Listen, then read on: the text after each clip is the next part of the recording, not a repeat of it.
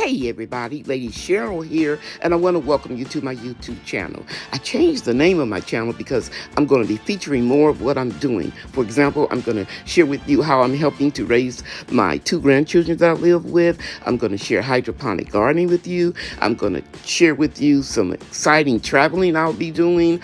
Things I'm going to be doing to improve my health. I'm going to share my houseplant jungle in my bedroom, and the doctors can't stop me. You guys know I'm going to be back out there doing my container gardening at the spring of the year. In my slow cooker, I'm adding 3 thick boneless pork chops, and you can see there's hardly any fat on the meat.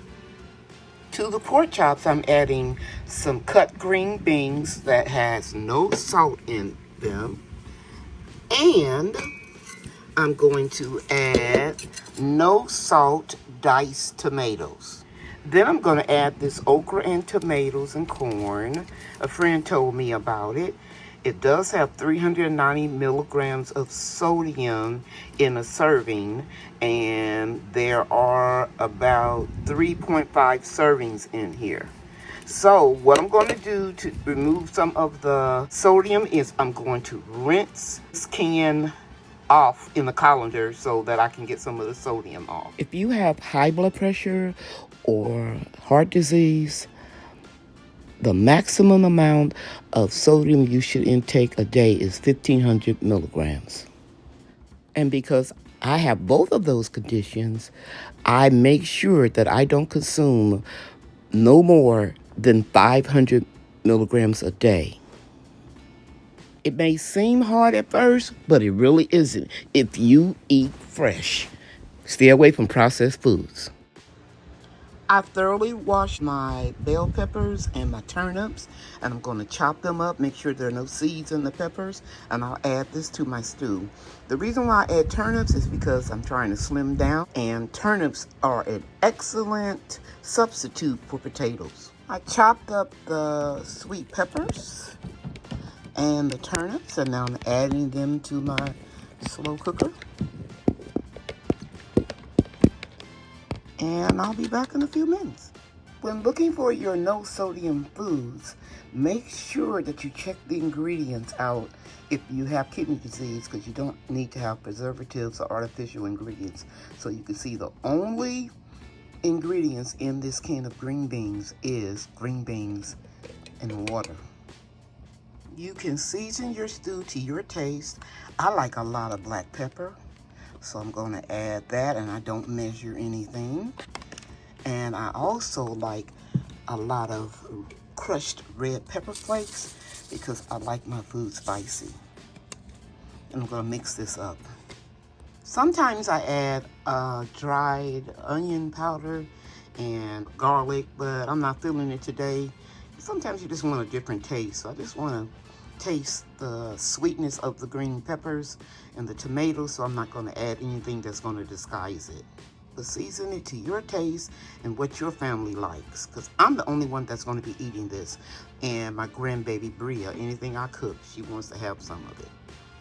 After my stew has been simmering for a few hours, I take the meat out and chop it up and then add it into the crock pot. That way you can get meat throughout the entire pot. As I was stirring up the stew, guys, it brought back a very funny memory of how I remember my mother would tell the older brothers to feed us, and they would dip up our soup or stew, and they would make sure that they left a lot of meat for them. And the older you were, the more meat you got. So that might be why I do it this way, even though it's just going to be me and Bria. I always try to evenly distribute the meat in the soup or the stew. The last ingredient I added to my stew is okra. I had to wait until my grocery order was delivered. And I let it all simmer for 2 hours on low. Now it's time for me to add some into freezer bags so that I can freeze it. And some will go into small bowls that I can use in the refrigerator to microwave it easily and have it for lunch or for dinner. I want to show you guys something. Isn't it looking good? I removed the tables out, and I got 2 more of the racks right here on sale so that I could put my cracky mason jar and other containers on that. And my room looks a mess. So I've got to get that whole light down there put back up. And let me just show you something. This is a little embarrassing, but I'm going to show you anyway. Got to clean all of this up. And I've got to get this together and that together and this corner over here. And I bought some more extension cords so I can straighten out everything. But I did all this yesterday. I got everything on sale. You'll know I'm the sale queen. But I'm gonna need to put all of those mason jars, and I'm gonna share with you what I'm gonna be doing with these food grade containers. I'm gonna get them all up on this shelf and hook some lights up there. It's early in the morning and I am happy with what I did. I had one casualty. It's all my fault. I leaned up against here and broke off my Pinocchio tomato, but I have more growing and I'll start it again. But all in all, if that's all I broke, I don't feel bad. I did it all by myself. The reason why I'm telling you I did all of this by myself, guys, is because 3 months ago, maybe 2 months ago, I couldn't. I would be out of breath, and I'm doing so well.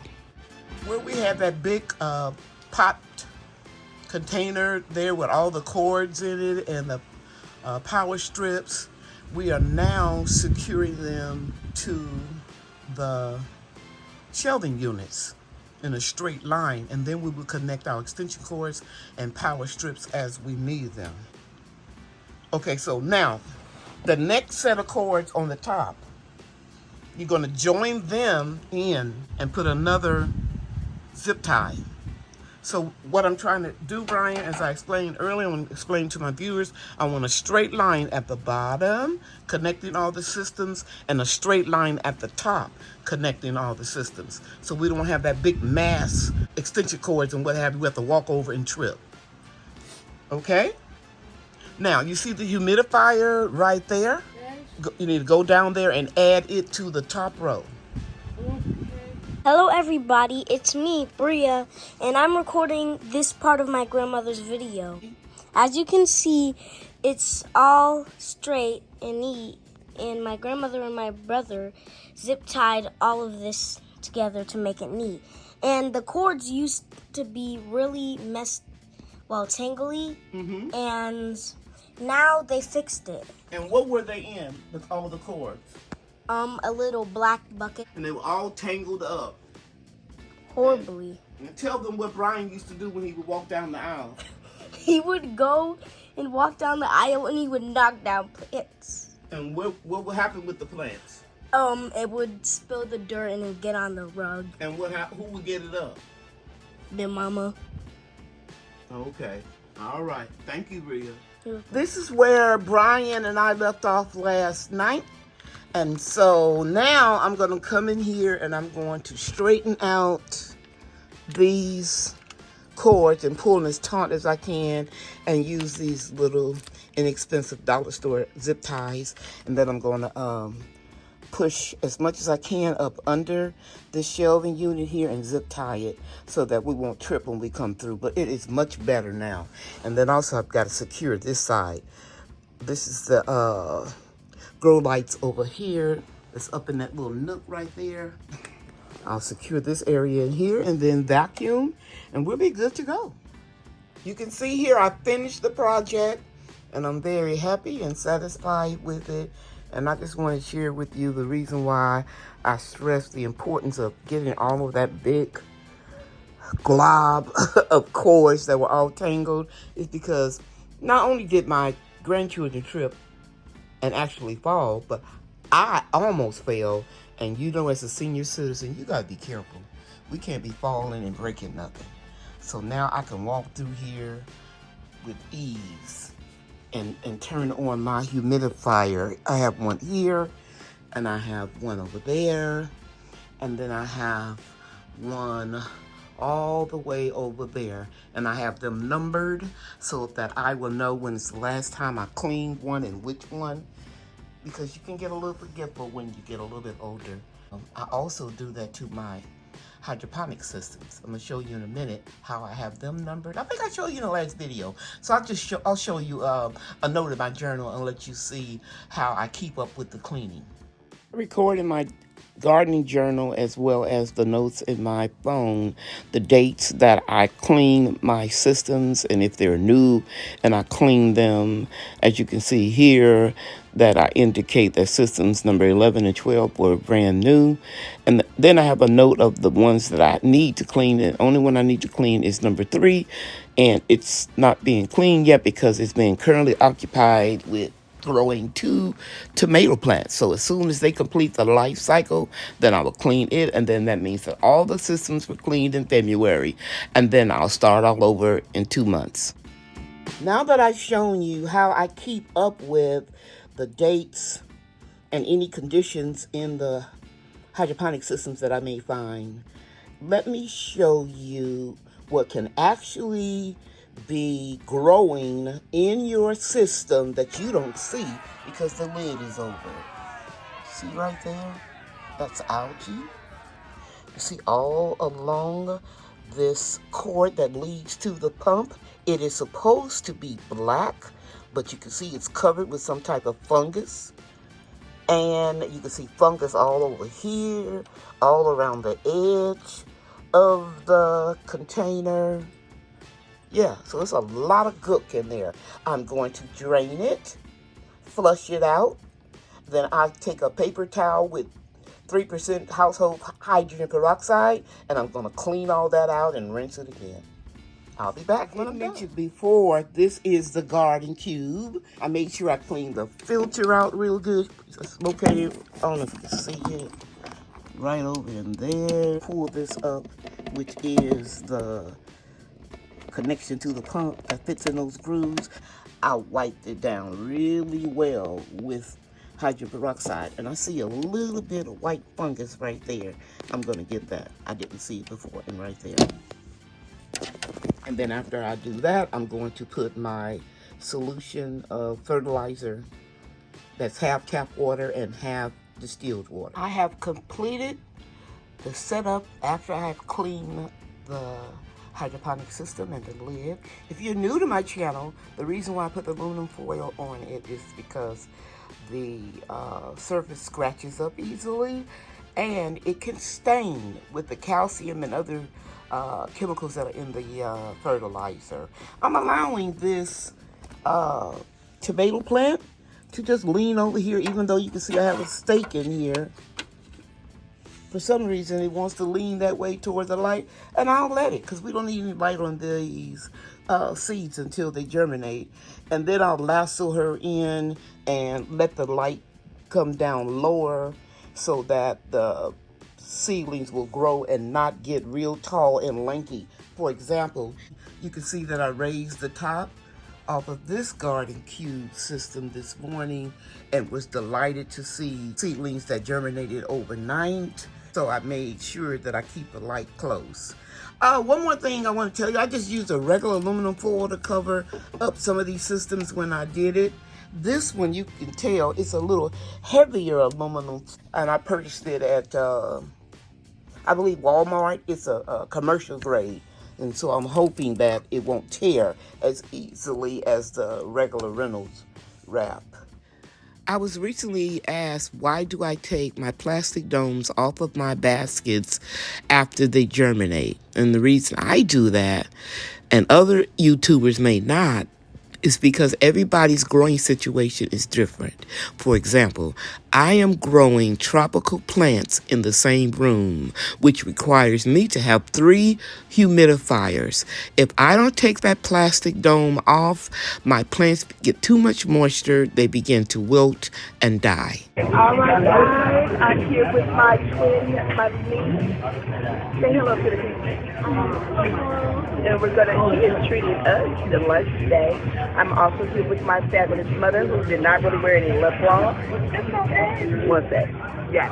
I still look good, honey. I'll be 70 years old this year, and I look good. You don't have to tell me. I'll tell you. Of course, most of you know that's my daughter on the left, and that's my oldest grandchild on the right. When people meet my granddaughter for the first time, they think she's my daughter's child. But Caitlin actually is my oldest son's daughter. Surprised when Caitlin called me the night before and said she wanted to take me and Lisa to lunch.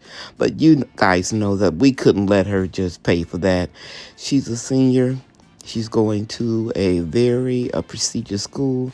She's already received scholarships for college. She just has to make up her mind which one she's going to accept. And we're just very proud of her. And we told her to save her money. She did not need to treat us.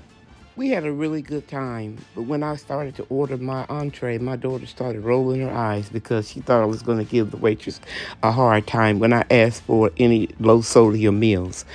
But anyway, the chef came out and brought my salmon out and told me that he prepared it as, the least amount of sodium that he could.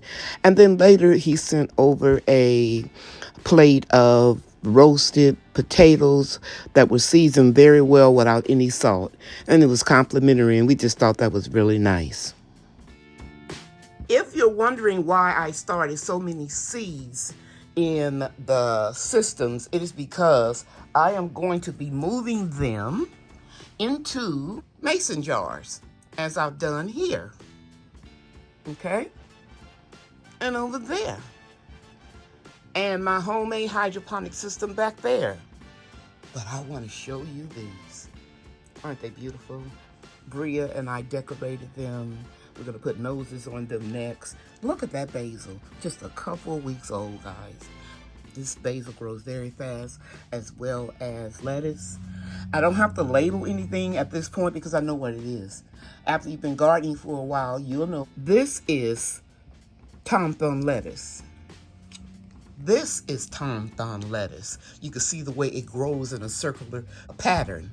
This is black-seeded Simpson lettuce. And this is why I told you guys in a previous video, I really don't like to grow it in the hydroponic systems because it's leafy. Getting back to labeling your crops, for example, this is the dwarf Siberian kale. It's not as tall as some of the other seeds that were started on the same day because I direct sowed these into this mason jar on 1/20th. So if you're patient and you're not pressed for time and you're not in a hurry to get your food completed, go ahead and direct sow the seeds. But if you want to grow them faster, I start them out in the hydroponic system, and then I move them. See, I moved this one yesterday, and maybe this one the day before. The dwarf Siberian kale grows a little slower. And that looks yellow, but it's not. It's up under this light.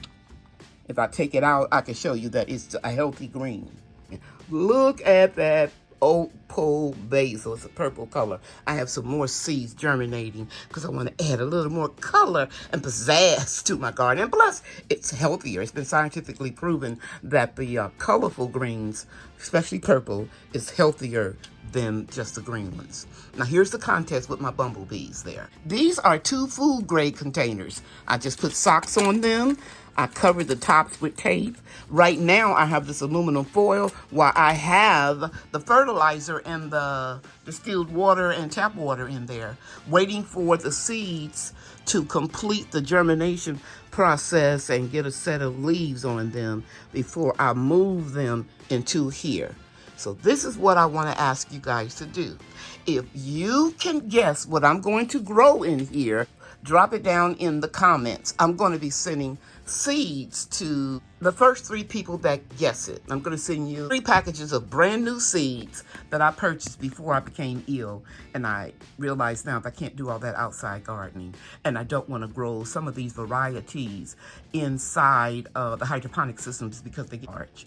So if you would like to have 3 brand new packages of seeds, please tell me what you think I'm going to grow inside of this homemade hydroponic system that would not have an air pump or anything in it, just a net pot and the seedlings. And that's what's in all of these, just a net pot and the seedlings, and in this case, a seed. I thoroughly hope you enjoyed this video. I know I had a lot of fun making it. If you have any comments, If you have any questions, don't email me. Just drop it in the comments. Because believe it or not, your question may help somebody else. Okay? So I'll get back with you as soon as I can with answer to your question. If I can answer it, if I can't, I'll direct you to where you can find the answer. Because nobody knows everything. You can still learn. I'm going on 70. I'm still learning things every day. If you're wondering what's going to go inside of these jars, I've already sanitized them. I'm laying them upside down so the algae floating in the air won't get into them. And I'll be transplanting some of these seedlings, mostly the leafy greens that will benefit and grow very fast and very well in the mason jar cracky system. Again, thank you for watching. Please like, share, and subscribe if you haven't already. Thank you. Bye now.